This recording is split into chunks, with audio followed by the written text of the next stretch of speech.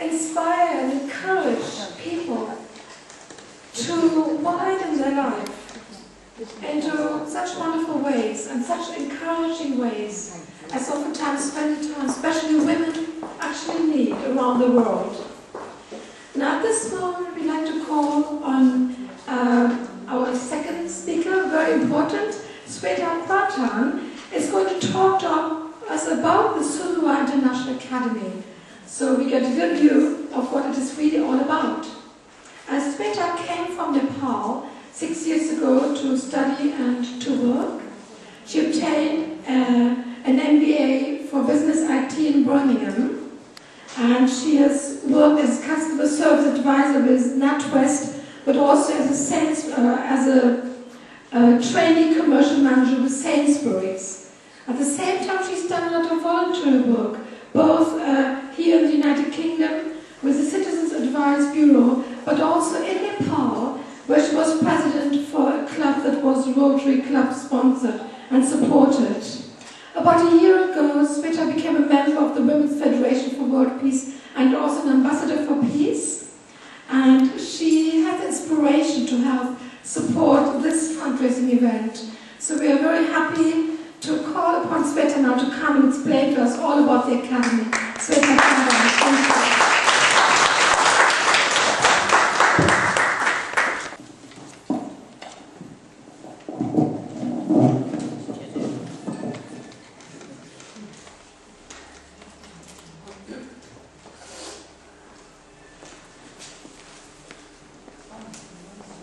Sorry about this. Good afternoon, everybody. Sorry for the delay. I'm Sveta Pratan. I'm from Nepal, and I'm also a member of Women's Federation for World Peace. And today I have got an opportunity to do a presentation in Sunwa International Academy in Nepal. So Sunwa itself is a Korean word. In Korean, Sun is goodness and Hwa is peace. The Sunwa International Academy in Nepal was originally established in 2006 by some of the Women's Federation for World Peace Japanese volunteers in Nepal. Over a 7 years period of time, under the guidance and support of Mrs. Yuichi Benya. She is the Director of Overseas Women's Federation for World Peace Volunteers in Japan and Senior Advisor to Universal Peace Federation in Nepal. The founder of International Women's Federation for World Peace, Dr. Moon, later recognized the efforts by naming the school and contributing towards the establishment. So this is the school when it was getting constructed, and initially it started as a creative training center which provides vocational training for women. And at present, in this center, there are about 23 women getting trained as vocational staffs.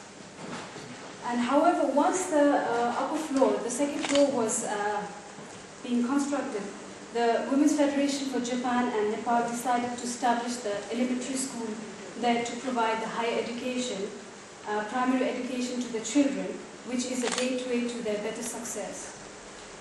And these are the photos. That's the school building, sorry. And these are the photos. That's where the students are getting ready for the morning assembly before the class. And these are the students from the first year. This is the student trying to solve the mathematics in the class. There are some of the students trying to, I think it looks like a drawing class. And this is the student there going for a trip. And this is the playground for the students. Later, once the school started running, the school realized that there is an opportunity to educate the children, especially from the children who came from the training centers, you know, the women who do the vocational training. So they started a play group in the center just for the community, and they realized that's the only play group in the center. So they tried, as a result of that, they tried attracting a lot of children in the community to study in the academic school as well. And it happened as a huge success for the academy. And there are some of the slides here. Especially these are for the homes of the students who studied in the academy. They are basically the students from underprivileged family. This particular house is a student. His name is John Maharzan, and he is living in a family of 12 members, and his all fees are covered by his aunt from mother's side. And at the present there are about 150 students from the kindergarten to the 5th grade.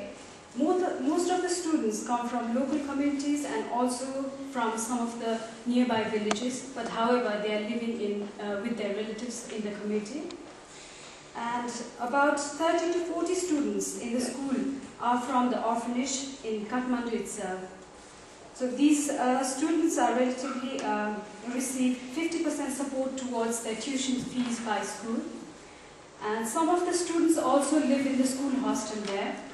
It is seen that the local communities are very impressed and inspired by the school's international spirit and emphasis on moral and family values. So that's the house. Regularly, it's annually, they also do the sports activities as well as Parents' Day for the children. These are some of the slides. They're doing some Western performance. That's the Nepalese folk dance. These are some other dances. It's the archery performance by the boys. And some more Nepalese dances. And the martial art lessons as well. So the school that organizes like Parents' Day every year, the Sunwa International, it's what it does to the children there is like builds the confidence in them and bring out their hidden talent.